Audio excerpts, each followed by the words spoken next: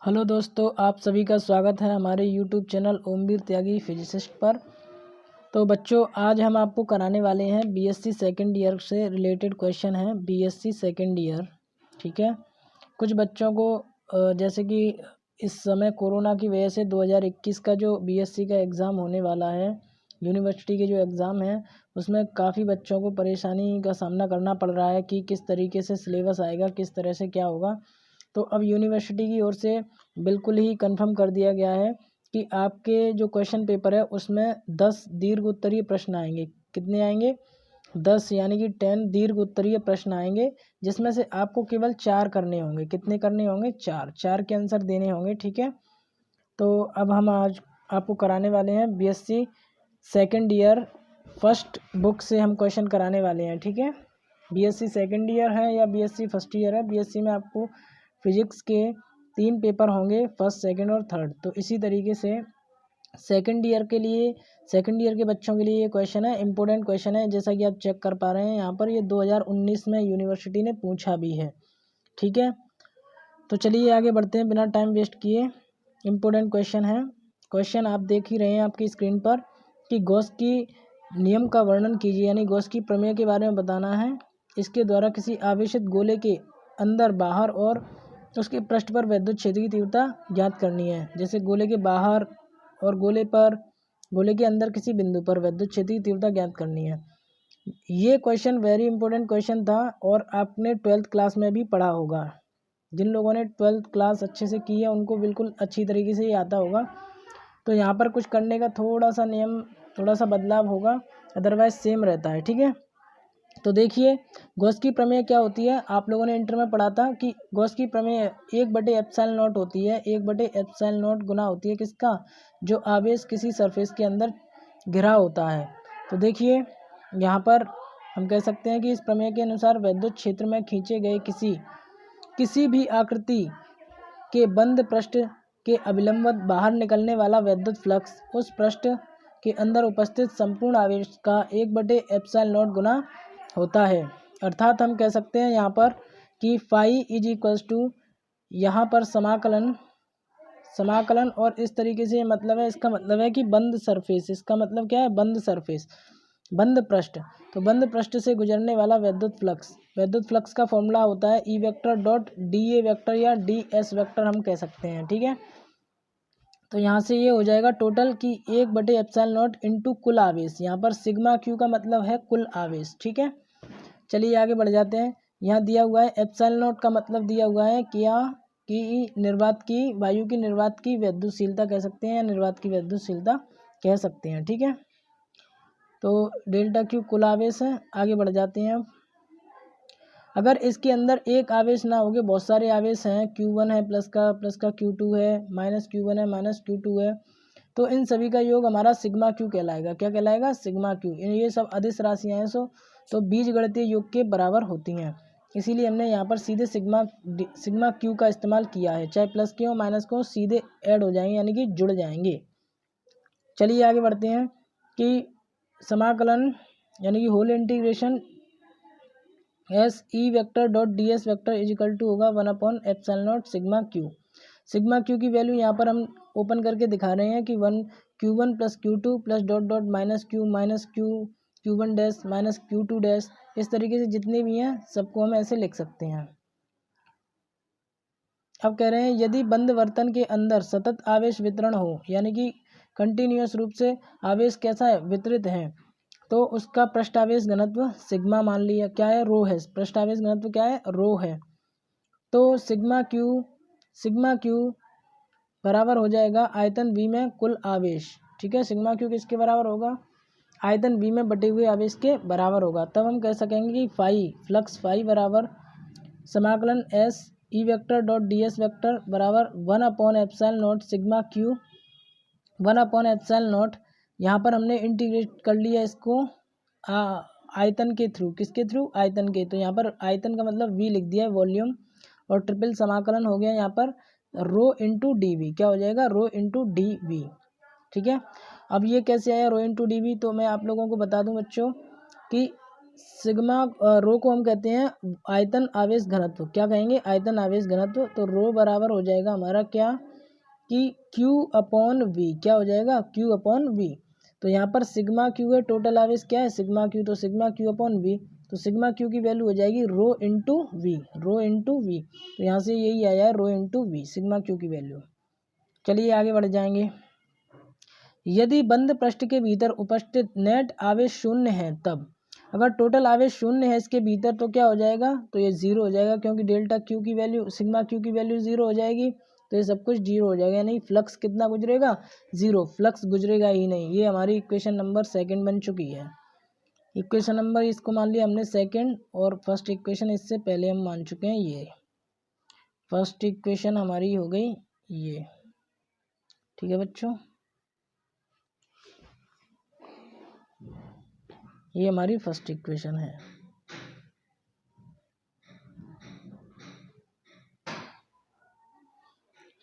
अब हम बात करते हैं आवेशित चालक गोला है या फिर गोलीय कोश है, तो उसके कारण विद्युत क्षेत्र की तीव्रता हम ज्ञात करते हैं। तो मान लेते हैं कि ये आर त्रिज्या का हमारे पास कोई गोलीय कोश है जिस पर प्लस क्यू आवेश एक समान रूप से वितरित है, एक समान रूप से वितरित है। तो हमें बताना है कि इस गोले के बाहर कोई बिंदु हमने ले लिया यहाँ पे P, इस बिंदु पर तीव्रता क्या होगी, और इस गोले के पृष्ठ पर यहाँ कोई बिंदु लें तो तीव्रता क्या होगी, और इसके अंदर अगर यहाँ पे कोई बिंदु लें तो तीव्रता क्या होगी, ये हमें बतानी है। तो यहाँ पर हमने बाहर बिंदु P लिया है, और इस बिंदु P को स्पर्श करता हुआ एक गॉसियन पृष्ठ हमने खींच लिया है इस तरह से। ठीक है, ये गॉसियन पृष्ठ खींच लिया। तो आर त्रिज्या, स्मॉल आर त्रिज्या का ये गॉसियन पृष्ठ खींचा है, और यहाँ पर बिंदु P पर हमने मान लिया कि तीव्रता कितनी है? ई नॉट है। कितनी है? ई नॉट। तो देखिए यहाँ पर हम कह सकते हैं कि माना कि गोले का चालक यानी चालक गोला है, यानी गोलीय कोश है। तो उसके केंद्र O से बिंदु P है जो कि R दूरी पर है, और यहाँ पर हम कह सकते हैं कि small r greater than capital R। ठीक है, तो जो मैंने अभी बोला है केवल उसके बारे में ये लाइनें लिखी हुई हैं। ठीक है, अब हम गॉस की प्रमेय से क्या करते हैं? इसको सॉल्व करते हैं। ठीक है, मान लिया कि S जो है पृष्ठ S के प्रत्येक बिंदु पर ई नॉट एक समान है। कैसा है? ई नॉट का मान समान होगा, और इसकी दिशा बाहर की ओर होगी, क्योंकि प्लस क्यू आवेश के कारण जो दिशा होती है वो बाहर की ओर होती है। ठीक है, तो आगे बढ़ते हैं। गॉस की प्रमेय के अनुसार संपूर्ण पृष्ठ से गुजरने वाला नेट फ्लक्स, संपूर्ण पृष्ठ से गुजरने वाला नेट फ्लक्स क्या होगा कि समाकलन S ई नॉट वेक्टर और D S vector is equal to sigma Q upon epsilon naught. ठीक है, तो यहाँ पर हम कह सकते हैं कि ई नॉट डी एस, जो डी एस वेक्टर है, और कॉस जीरो। ये कॉस जीरो क्यों आया? क्योंकि E D A cos theta हो जाएगा। जब वेक्टर हटेंगे ऊपर से तो ये क्या हो जाएगा? E D A cos theta. Cos theta, theta zero हो जाएगा, क्योंकि यहाँ पर प्लस क्यू आवेश है, और प्लस क्यू आवेश के कारण तीव्रता की दिशा किस तरफ होगी? बाहर की ओर ही है। और यहाँ पर उस बिंदु P जो हमने लिया उसकी दिशा भी बाहर की ओर है, उसके पृष्ठ की दिशा भी बाहर की ओर है। तो थीटा जीरो हो जाएगा। क्या हो जाएगा? जीरो। तब हम कहेंगे यहाँ से कि कॉस जीरो की वैल्यू 1, तो E zero D S Q upon epsilon naught हो जाएगा। इसके बाद यहाँ से ई नॉट को हम बाहर ले लेंगे, और समाकलन में रह जाएगा डी एस। ठीक है, डी एस यानी कि होल यानी कि पूरे पृष्ठ को बता रहा है, तो पूरे पृष्ठ का क्षेत्रफल क्या हो जाएगा हमारा? 4πr² हो जाएगा। ये ई नॉट है, क्यू अपॉन एप्सिलॉन नॉट। तो यहाँ से ई नॉट की वैल्यू आ गई हमारी कि बाहर किसी बिंदु पर तीव्रता क्या हो जाएगी? 1/4πε0 क्यू अपॉन r² हो जाएगी। बाकी ये कहानी लिखी हुई है इसके बारे में कि ई नॉट इसके दूरी के वर्ग के व्युत्क्रमानुपाती होता है, प्लस क्यू गोले के केंद्र पर है। ये सब कुछ कहानी आप लिख सकते हैं। आगे बढ़ जाएंगे। जब बिंदु P गोले के पृष्ठ पर है, बिंदु P कहाँ है? गोले के पृष्ठ पर है। जब पृष्ठ पर होगा तो हम जानते हैं कि जो R दूरी थी वो कैपिटल R त्रिज्या के बराबर हो जाएगी, क्योंकि कैपिटल R जो त्रिज्या है वो उस पृष्ठ की त्रिज्या है। समझ गए कि नहीं? तो जो दूरी है R वो कैपिटल R के बराबर हो जाएगी, और इसमें कुछ नहीं करना है। तो जो हमने प्रूफ किया है ऊपर जो प्रूफ किया है Q अपॉन स्मॉल r², ये जो प्रूफ किया है इसी की जगह कैपिटल आर हो जाएगा और कुछ नहीं है। तो यहाँ ई एस पृष्ठ पर, ई एस बराबर सरफेस पर, ई एस बराबर 1/4πε0 Q/r², और यहाँ पर यही लिखा गया है। ठीक है, इसके बारे में भी आप अपने आप लिख सकते हैं कि गोले के पृष्ठ पर, गोले के पृष्ठ पर या गोलीय कोश के पृष्ठ पर विद्युत क्षेत्र की तीव्रता ई एस बराबर इतनी होगी। ठीक है, अब हम आते हैं गोले के अंदर। अंदर क्या होगा देखिए, गोले के अंदर, गोले के अंदर के लिए क्या करना पड़ेगा कि हमें बिंदु P अंदर लाना पड़ेगा। इस गोलीय कोश के अंदर लाना पड़ा बिंदु P, तो हम ये बिंदु P को यहाँ पे ले आए और बिंदु P पर ला के यहाँ पर इसके एक गॉसियन पृष्ठ की इस तरीके से हमने रचना करी, स्मॉल आर त्रिज्या। अब यहाँ पर हम मानेंगे जो स्मॉल आर त्रिज्या है वो हमारी अब छोटी हो जाएगी, किससे? कैपिटल आर से, यानी कि गोले की त्रिज्या से छोटी हो जाएगी। क्योंकि आप लोग जानते हैं कि जब इस आर त्रिज्या के वृत्त से, इस आर से अगर कोई बिंदु भीतर है, इसके पृष्ठ के भीतर है, तो यहाँ पर होगा और यहाँ पर होगा, तो ये कैपिटल आर से छोटी हो जाएगी स्मॉल आर। समझ गए कि नहीं? ये स्मॉल आर का वृत्त हो गया। तो स्मॉल आर का वृत्त छोटा बनेगा कि नहीं? इसी तरह से हम कह सकते हैं कि small R less than capital R. कहानी समझ में आ गई? अब दिक्कत यहाँ ये आती है कि जो आवेश बटा हुआ था वो तो प्लस क्यू इस गोलीय कोश पे था, और गॉसियन पृष्ठ है वो हमारा अंदर रह गया। गॉसियन पृष्ठ ये हमारा रह गया अंदर, यहाँ पर ये डॉट डॉट वाला। तो डॉट डॉट वाला पृष्ठ अंदर है और आवेश कहाँ है? बाहर है, यानी कि पृष्ठ के अंदर तो कोई आवेश है ही नहीं। तो पृष्ठ के अंदर क्या है? आवेश 0। यहाँ पर आवेश क्या है? 0। तो यहाँ पर विद्युत फ्लक्स क्या हो जाएगा? हमारा 0। अतः हम यही लिखेंगे कि इससे गुजरने वाला नेट फ्लक्स ये होगा ई वेक्टर डॉट डी एस बराबर ई डी एस कॉस 0 हो जाएगा। और यहाँ पर ई आई जो है विद्युत क्षेत्रीय तीव्रता हमने मान लिया भीतर के बिंदु, इंटरनल बिंदु बोलेंगे इसको, इसीलिए ई आई लिख रहे हैं इसको। ठीक है, यहाँ पे cos 0 की वैल्यू 1 हो जाएगी, ई डी आई और डी एस।